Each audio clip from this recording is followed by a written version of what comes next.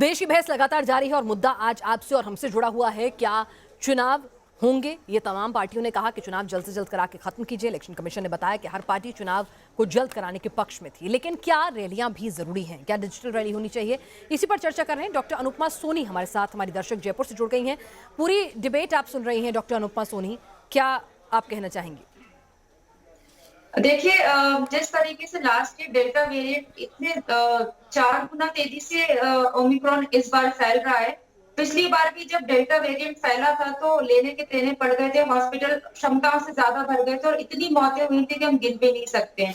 अब जब ओमिक्रॉन आया है तो हमारे कुछ मंत्रियों के, नेताओं के बयान इस तरीके से आते हैं कि ओमिक्रॉन का खतरा जो है वो जानलेवा नहीं होता है, तो इस वजह से हम लोग रैलियां निकाल सकते हैं, चुनाव आयोजन करा सकते हैं। अगर आप देखेंगे तो जिस तरीके से चुनावी रैलियां हो रही हैं और बड़े बड़े चुनाव कराए जा रहे हैं, बड़े बड़े आयोजन हो रहे हैं, तो क्या ओमिक्रॉन जैसा वायरस या कोविड जो है वो क्या ये देखकर नहीं अफेक्ट करता है इंसान को, इन्फेक्शन नहीं फैलाता है कि चुनावी रैली में यहाँ नहीं जाऊंगा। बिल्कुल, यानी कि कोरोना रात में आएगा या चुनावी रैली में नहीं आएगा, शादी में आएगा, मॉल में आएगा, तो ये कोरोना डिसाइड नहीं करता है। लेकिन ठीक है, हमारे राजनेता हैं, वो अपने हिसाब से डिसाइड कर लेते हैं। हमारे साथ तमाम पैनल हमारा जुड़ा हुआ है। डॉक्टर भार्गव, मैं आपके पास आऊंगी, लेकिन अनिला जी, यहाँ पर एक सुझाव ये आया था कि ऑल पार्टी मीट जो है वो क्यों ना करा ली जाए। अगर आप फैसला एक तरफा नहीं लेना चाहते, ठीक है, आपको रूल्स नहीं लाना चाहते, ठीक है, तो कम से कम एक ऑल पार्टी मीट करके आप लोग एक राय बनाइए और उसको लागू कीजिए। उसका इनिशिएटिव कौन लेगा?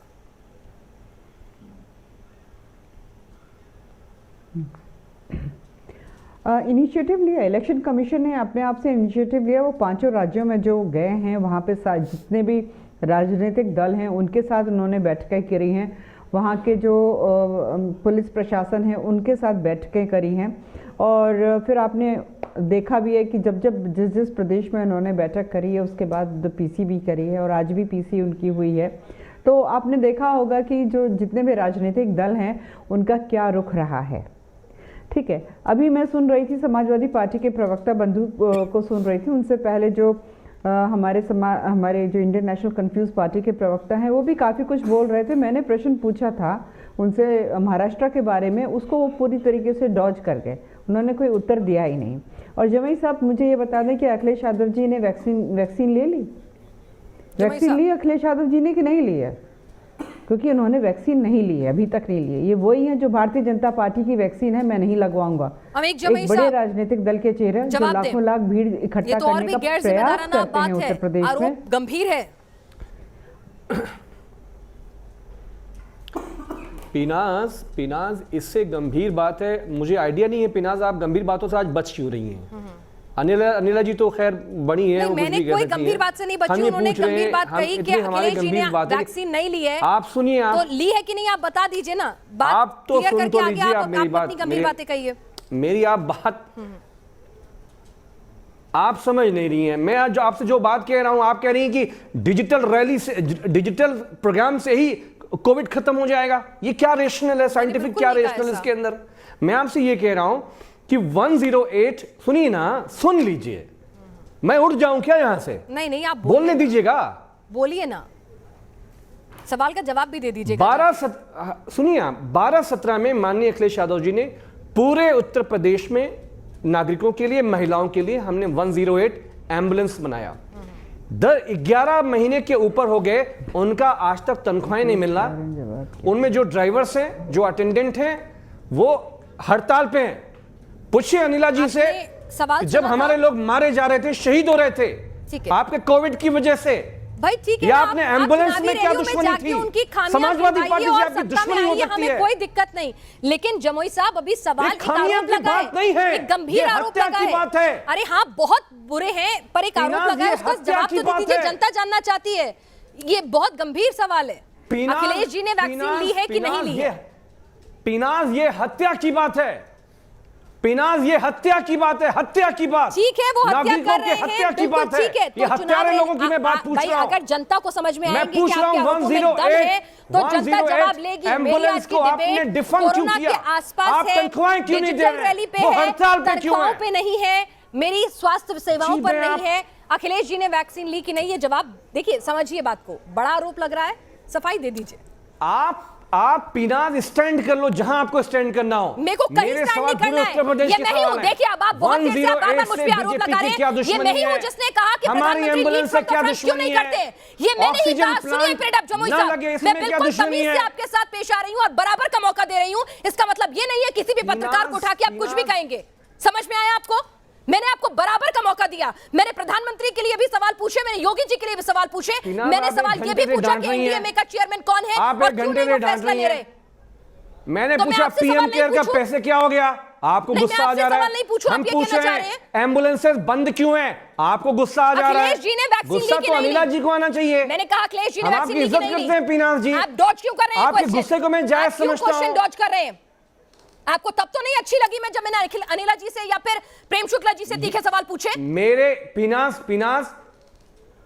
मैं जानता हूं आप ये सवाल नहीं पूछ पाओगे। क्या नहीं पूछा मैंने? पीएम केयर फंड का पैसा कहां गया? से जुड़ा हुआ कौन सा पीनाज सवाल आप नहीं पूछ पाओगे। आप जवाब नहीं दे पा रहे हैं कि अखिलेश जी ने वैक्सीन ली कि नहीं ली। आप पूछो। मैंने कहा आप जवाब दीजिए, उसके बाद मैं हर सवाल पूछूंगी। पहले आप जवाब दीजिए। अखिलेश जी ने वैक्सीन ली कि नहीं ली? है प्रिंसिपल अखिलेश जी ने वैक्सीन ली कि नहीं ली? आपके सवालों का मैंने जवाब कहा देंगे। मैं सारे सवाल लेके जाऊंगी। पहले एक गंभीर सवाल है कि एक बड़ा नेता जिसे लीड फ्रॉम द फ्रंट कि न्यूज नेशन का समाजवादी पार्टी के खिलाफ किया एजेंडा है। कोई खिलाफ नहीं हूं। मैंने कहा मुझे डांट मैंने सारे सवाल पूछे हैं अनिला जी से और मैं आगे भी पूछूंगी। मैं आगे भी पूछूंगी। ठीक है सुनिए आप पूछने नहीं दे रहे हो। मैंने सारे सवाल पूछे और मैं ये सवाल भी पूछूंगी। एक अहम सवाल है, एक अहम सवाल है। ठीक है आपके पास जवाब नहीं है। Being a woman, being a journalist, I respect you. I am a very impartial, balanced journalist. I don't need your certification, Mr. Jamui. I have been asking tough questions from Ms. Anila, and I will continue to ask so from you also. Okay? आपने जवाब नहीं दिया, ये आपको पता है, ठीक है? अनिला जी के पास भी आऊंगी। सप्रा साहब, आप बताइए, पंजाब में हम कुछ इनिशिएटिव देखेंगे? देखिए ऐसा है कि हाँ, तो आपकी सरकार है, आप भी इंतजार करेंगे कि मोदी जी जब कुछ दिशा दिखाएंगे तभी पंजाब का देखिए, पंजाब देखिए नंबर 1 मैंने कहा कि नेशनल डिजास्टर मैनेजमेंट एक्ट जब लगती है उसके मुखिया ने निर्णय लेना होता है। दूसरी बात यह कि पंजाब में अभी तक उस तरह से रैलियां नहीं शुरू हुई जिस तरह से उत्तराखंड में और उत्तर प्रदेश में शुरू हुई है। और तीसरी बात यह है कि खाली रैलियां बंद होने से ही कोरोना भागेगा नहीं। जो टीकाकरण है वो बहुत बड़ी चीज है, वो पॉलिसी पैरालिसिस अलग दिशा में जा रहा है। आज भी आपको पता होगा कि 31 दिसंबर तक इस सरकार ने वादा किया था कि हम 94 करोड़ लोगों का 2 डोज का टीकाकरण कर देंगे, 188 करोड़ टीका लग जाएगा, लेकिन आज भी 47.5 करोड़ टीके लगने बाकी हैं, जिसमें 36.5 करोड़ टीके ऐसे हैं जो सेकंड डोज के बाकी हैं, 11.4 करोड़ ऐसे डोज हैं जो पहला डोज भी बाकी है। मैं पढ़ाई करके मैं भी बैठी हूं। पंजाब में 40% लोगों को ही दोनों डोज लगी हैं, 74% लोगों को एक डोज लगी है। आपको बता दें ये पंजाब के आंकड़े हैं। उत्तर प्रदेश के आंकड़े भी सुन लीजिए, अनिला जी भी बैठी हैं, उनसे भी जवाब लूंगी। आपको बता दें कि 15 करोड़ लोगों को लगना है वैक्सीन अभी भी। आपको बता दें कि लगभग 2 करोड़ लोगों ने पहला डोज नहीं लगवाया है, लगभग 8 करोड़ लोगों को दूसरा डोज लगना अभी बाकी है। तो अनिला जी, अभी भी हम अगर इंटरनेशनल स्टैंडर्ड से कंपेयर करें तो हम ज्यादा खराब स्थिति में। अगर वहां इतनी त्राहिमाम मच सकता है जहां 70% 80% फुल्ली वैक्सीनेशन है, हम तो हमारे यहाँ क्या होगा? 19वें पायदान पे इंटरनेशनल स्टैंडर्ड पर। पंजाब के आंकड़े भी सुने थे ना आपने जी?